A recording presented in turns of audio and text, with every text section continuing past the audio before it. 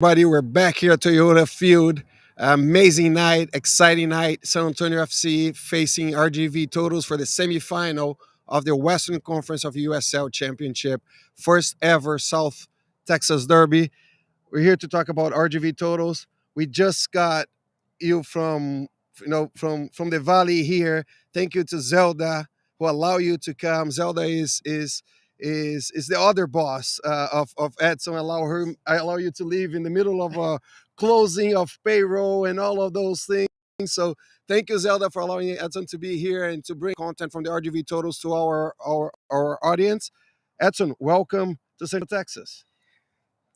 Central Texas or South Texas? Because I'm hearing a little bit of both from the San Antonio fan base, and now it's like they're having an identity crisis. Are they South Texas or are they Central All right, Texas? maybe I'm from Austin, a little bit north here, and then I consider definitely a Central Texas kind of thing. But yeah, thanks to your dad also that came with you. Make sure that you didn't go over the speed limit from RGV to here. But anyways, we got an amazing show to you. We have a exclusive interview with head coach Wilmer Cabrera, our friend from our reporter from Houston.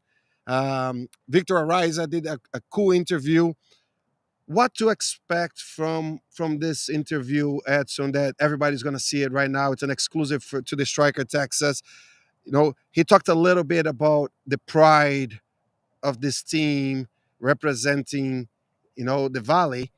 How did you feel about that? And do you feel that this team can do that?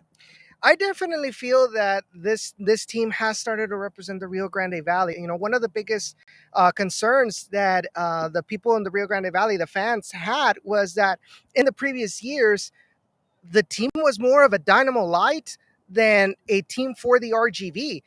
Every decision, whether it was players, loanings to the first team, it was all done in benefit for the Houston Dynamo, and nothing was really done for the benefit of RGV. There was always the promises that, oh, this team is going to be good under the Dynamo in the long term, but as the years went on, this team just kept on receding and getting worse and worse, to the point where the lowest point was last season, with the team not getting any wins until the last two matches. And people weren't connected. People weren't connected with the team because whether they didn't have a lot of local talent, which is not 100% correct, or the fact, like the control of the technical aspect was done through Houston. And so, but now under the independence of the Houston from the Houston Dynamo under Wilmer Cabrera, originally in the beginning of the season under Ron Patel, this team was looking to become the Valley's team, para el Valle. That was their slogan, para el Valle. And they, bringing in experienced players, bringing in, players that had the talent, that had experience in the USL, in order to win. One of the biggest descriptions about the team, about the fans in the Rio Grande Valley, and what makes it so difficult is that the majority of the fans in the Rio Grande Valley, they already have a team in Liga MX.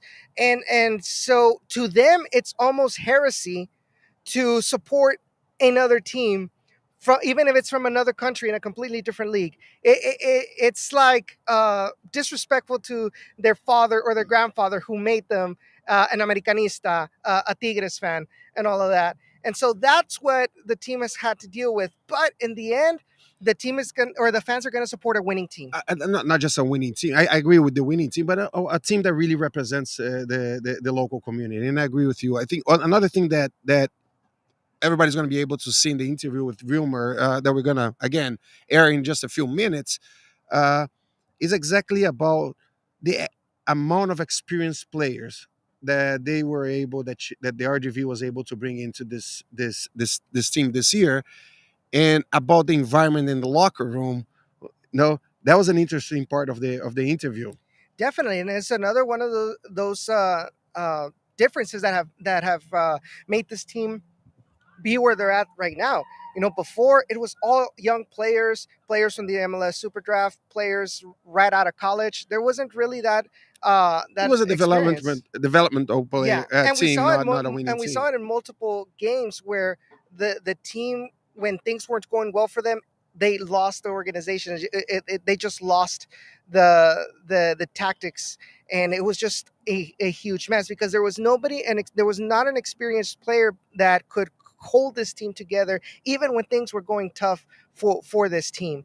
And now, with the inclusion of Rodrigo, with the Lopez, with the inclusion of Juan David Cabezas, and Vicente Sanchez as that player coach, it has just glued this team together to form. And he mentioned it, a family. Yeah. This isn't just a soccer team. This is a united family repping the 956. And you're going to be able to see Wilmer also talks a lot about the front office and the team. And so a special thank you also for Alonso Cantu, owner of the team, that helped us to get this interview with Wilmer.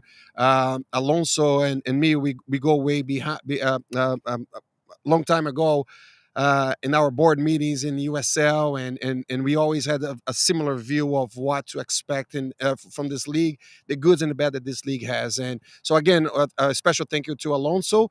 And let's go to the interview. We're going to be back to talk a little bit more after that. So stay tuned, and we'll be back.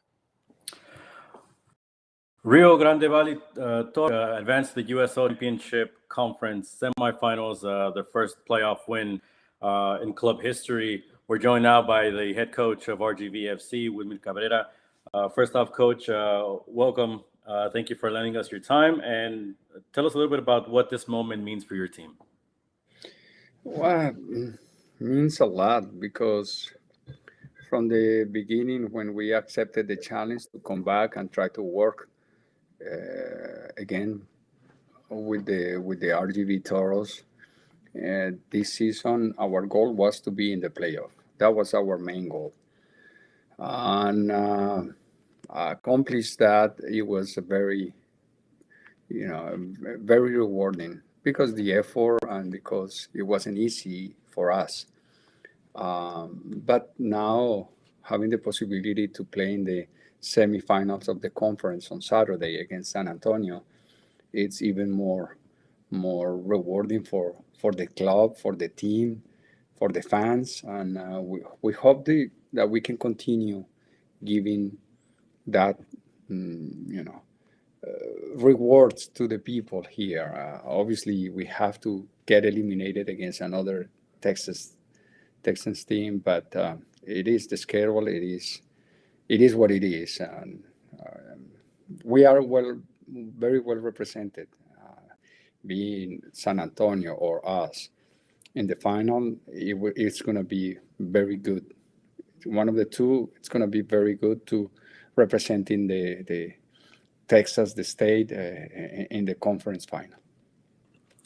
You've played in many derbies as a player yourself.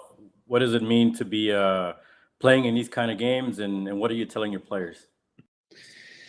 Yes, but I don't play anymore. So right now, our focus is with the players that they feel comfortable. They have to be ready, but they're ready. The team got to the point where we started to be ready at the end of the season, and winning the last three games showed that we clicked in a very good timing situation.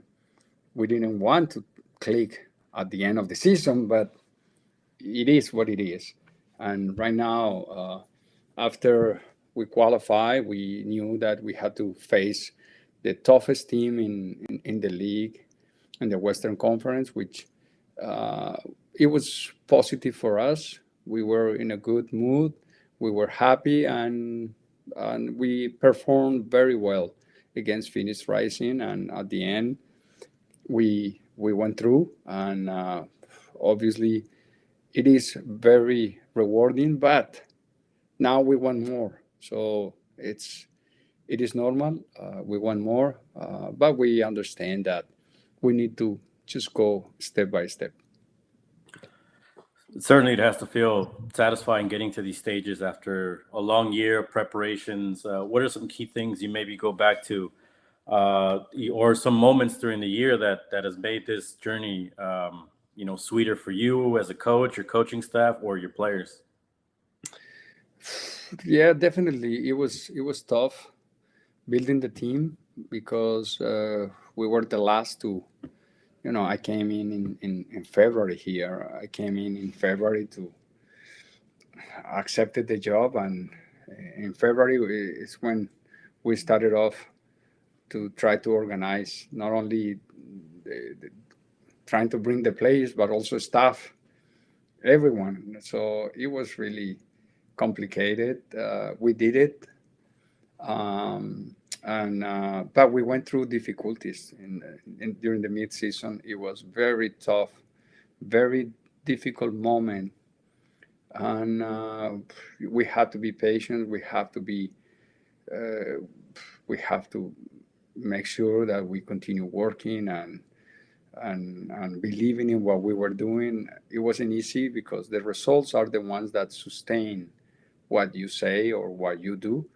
But we had a good group, and they never give up. They always worked, and we found the possibilities at the end of the season. And now that we tell the story, it sounds good, but we went through a lot. Yeah, certainly the club had a good start to the season. You mentioned the struggles in the middle of the season. How did the team recover, do you think, or what was it that made the team come together at the right time? A lot of things. We were trying to get to know all the players. We suffered a lot of injuries. We understood that some of the players didn't go through the preseason correctly. We have a lot of issues with the foreigners because it was difficult to travel because of the COVID situation. So it hasn't been a normal situation lately, for not only for us, for the humanity around the globe, but it affects the circumstances. So we suffer injuries, we suffer with not having the main players ready, and then we needed to get to know all the players because I didn't know them, most of them. So that takes time, and that takes games. And sometimes we are lucky. At the beginning of the season, we were lucky enough to find a good rhythm and to win. But then in the middle of the season, we went down, and it was tough because it was with too many games in a row that we didn't win. So that hurts a lot. You recruited some players with tremendous experience, and also in the Mexican League, which is something that is, known by the people of the Rio Grande Valley. Vicente Sanchez, Eric Pimentel, Rodrigo Luna. How important have these guys been to your team, on the field and off the field, maybe even? Well, they've been key for the team, for the locker room. It is important for me as a coach. I know that I can manage a lot of things. As a staff, we can manage a lot of things on the field, but we don't manage the locker room. The locker room belongs to the players, and that's only for them. I cannot be in the locker room when the players are there because it's not my place. It is not the way. So having players like Eric Pimentel, obviously Vicente Sanchez with his experience, Juan David Cabezas, and Rodrigo Lopez has helped that group to stay tuned in, to do not give up. And they were solid veterans. And I have to add Tyler Derrick because he's also, experienced goalkeeper. They're been the pillars of this team. and they haven't declined, even though some of them went through difficult moments like all of us, and injuries and difficulties, but they haven't give up, and they haven't lost control of the positive mentality in the locker room. And I have to give them credit totally, because they're the ones that they're more motivated, and we're here because they kept always working, and they kept believing in what we were doing. What about some of the younger players on the team? Who have been some of the players that have surprised you this season, or you've seen grow in front of your very eyes?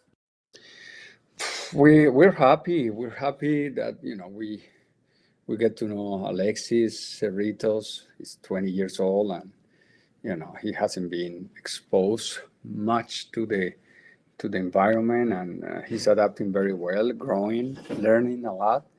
But especially we have to talk about obviously the Christian Sorto, which before he was just playing some minutes in the last team that he played, and with us he right away, for different circumstances, he started to play more minutes, but then he has been outstanding, solid, dangerous, and he adapted very well to what we needed, and he's been one of the starters of the team, and that allow him and help him to get the call for the national team, and right now is with the Salvadorian national team for the World Cup qualifying, which means a lot for him. Means a lot for him being 21 years old, and means a lot for the club, means a lot for us, because he's with us and we expose him, and he's happy here, and is a club member, so it's part of the family. What can you add to that? Your players have talked about how the club's a family. How important is it for you to stress that to your team? I think more than saying is behaving like that, and trying to have our communication open, but we behave the way the players can do the right things, and they have the freedom, but at the same time we have our lifestyle connected, understanding that this is a professional club, but we are having fun, and we need to enjoy what we do. There will be the spotlight on this game shortly because of the aspect of the rivalry, San Antonio versus RGV. The two teams left from Texas still playing. The club has made it a campaign, Puro 956, right, to represent the Rio Grande Valley proudly. What does it mean for the team to be a representation of that community? We're really excited, and we're really happy. Obviously, in order for our people, or the people from the valley, to be proud of us, we need to do well. And it is a connection, and they want to get connected with the team, but if we don't represent them well, it is difficult. So that's why we've been having and making a big effort and sacrifices to make sure that they feel proud of the team that they have. And it's been difficult throughout the season, no doubt, but at the end we pushed, and they're happy. They were happy. We've been feeling their love and support, and we want more, and hopefully we continue, because that is important for them to get engaged, for the young players and fans to feel proud about what they have here in the valley, and to start joining us, and to start being part of the team and the culture of the club. It's a short drive to San Antonio, closer than most USL clubs. You are expected to have some supporters up there on Saturday. What is your message to them to join you, to be there as the team faces San Antonio? That we're going to continue pushing. We are pushing, we are working. We believe and we dream that we can continue giving good results to them, to the Valley, to the club, and we're gonna do, and we're gonna give everything on the field. The players will try to perform the best way possible in order for us to achieve that, and to achieve that dream. So it is what we need to do, obviously, and we're gonna try to do it in our way, the best way and the only way that we know, which is playing soccer the way we've been doing lately. You were with the club for the beginning. You got them to their first playoffs appearance. Now you're back here. You got them the first playoff win. Do you feel like you came back, it was sort of unfinished business? You want to get them to the championship game? I didn't come with the mentality that, revenge or something like that. I think I have, from the beginning when I left the club, I always told the owner, that it was a good time for me. I enjoyed being here, and at some point he needed me, and I was open. I would love to help, and that's what I've been doing. I'm trying to help. I'm trying to work. I'm trying to do my part, but without the ownership, without the executives, the front office, without my staff, which is they've been doing an unbelievable job, and obviously the main, which are the players, it is impossible to have a good team. And so far, we've been working together. We've been supporting together, and starting by the owner and with the players and with the staff, and obviously with the front office and the people working at the stadium, the person who is in charge of the stadium, or the grass or the fields.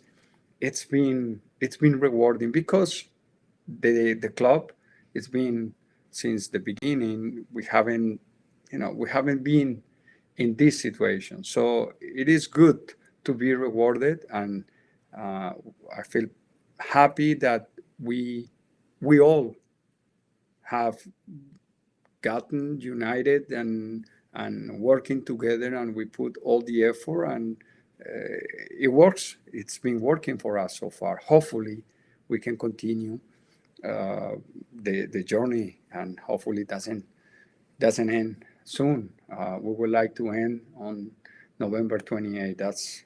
That's the dream. We'll be following along the way. Once again, RGVFC head coach Wilmer Cabrera joining us here on the Striker Texas. Coach, we thank you for your time. Thank you very much, and we hope to continue the run on the journey until November 28th. That was our goal now. That was our plan now, and we're working hard to try to make it happen. It's not going to be easy at all. It's not going to be easy. We have very tough clubs, teams in front of us, but we believe that we can do it, and that is important. Thank you, and best of luck. Thank you.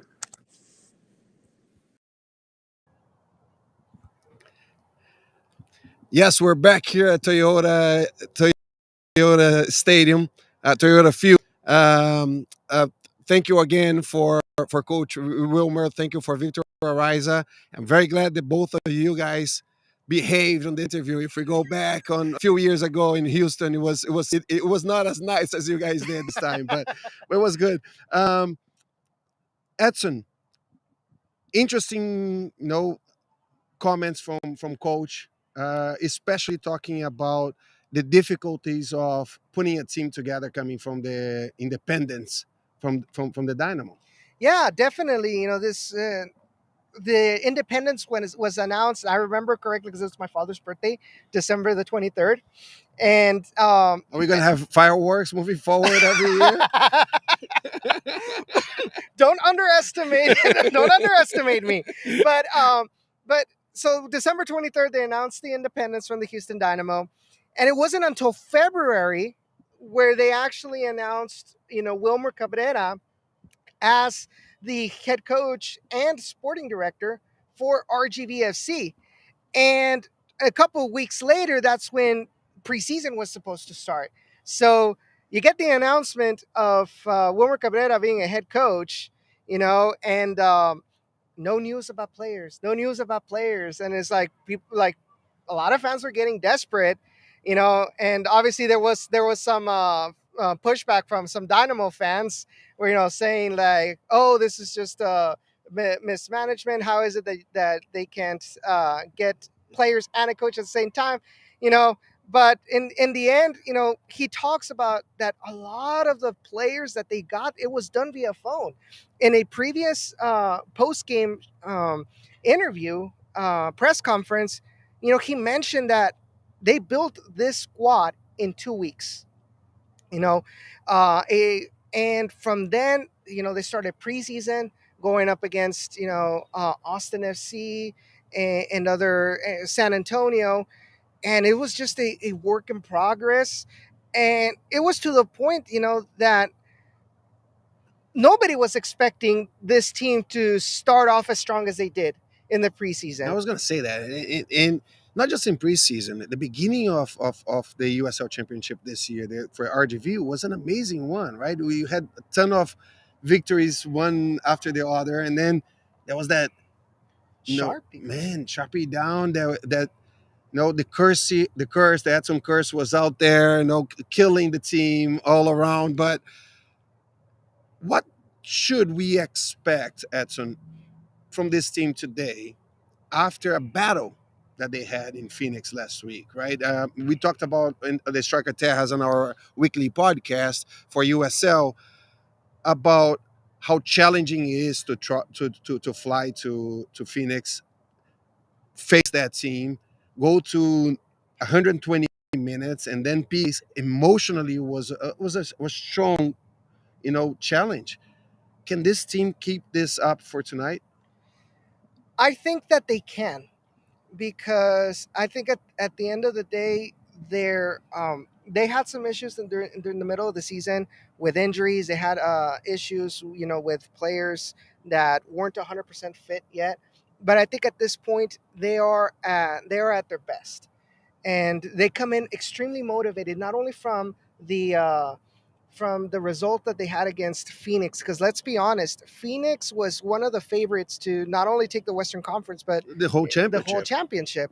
And to go, like we say in Monterrey, en tu casa y con tu gente, in your house and with your people, to defeat them in penalties when nobody thought that they were even put up a challenge. That gives them motivation. I was talking to some of the players when they arrived to the airport. You have the stampede there waiting for them to receive them with open arms. To congratulate them on a heroic effort that they did. And that brought a lot of motivation to them to continue fighting. Maybe they may not be as fit as maybe San Antonio, because San Antonio may not have been as pushed in their game against San Diego as they were against Phoenix, but they know that they have El Valle behind them. And listen, this is a South Texas derby. Everything goes out the window, and it's just been historically such a close matchup between both teams. It would not surprise me if this thing goes to extra time as well. Yeah, no, I would love to see extra time. Although I have to drive back to Austin after this game. You tell me, I have to go drive back to the valley after Oh, this. come on! You stay here. You go have some fun here in San Antonio with your dad. But anyways, we talked about this with Jonathan Check a little bit earlier in his show. Mhm. Uh, there's another game going on the West Coast as the second half of this game starts. They're going to start their game there in Orange County playing Oakland. Um, let's say if RGV wins this game tonight, right? Okay. In assumptions, if they win this game tonight, so just so everybody understands the possibilities for next week. If Orange County wins the game tonight, RGV flies. The totals are going to fly to Orange County and play in Orange County. If Oakland wins that game, we have a conference final at RGV Park in McAllen. How exciting would that be? What do you prefer? Of course, you prefer to play home, but what do you think it's the moment? Because Oakland is in that high beat. It looks like the RGV, right? It looks like RGV. They're going up. Mhm. They're taking the flight.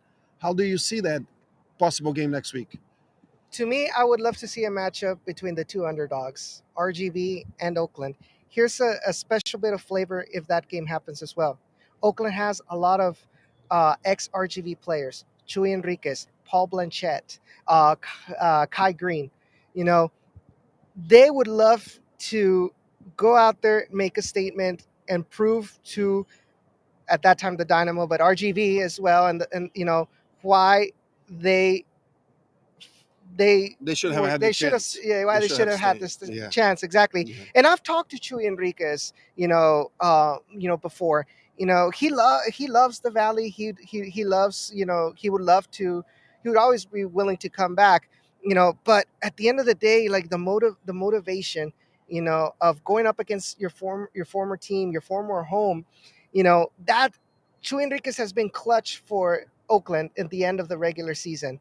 Paul Blanchette against El Paso Locomotive, a goalkeeper I criticized last season for n- making great saves in some parts, and then as soon as he makes one mistake, like it all goes down Goes for down. went Yeah, out for you have him. said that a lot. You Yeah. know, and so now him coming back, him being at great form. I think it's going to be put a little bit of a special flavor on it, and definitely being in front of the RGV fans, to prove that this definitely is El Valle's team, and they're not the same Toros as years before. That's it. I'm gonna have you stop talking because you still have another show in 30 minutes. Where we're gonna do a pregame show.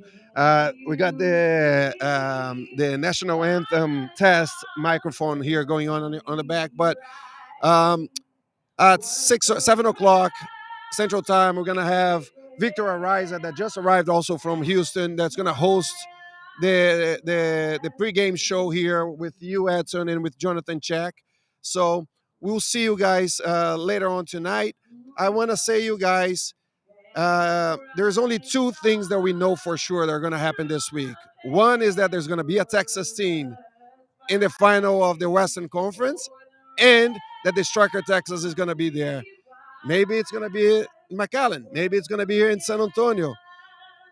We're sure hope it's in Texas. So stay tuned. Support local soccer.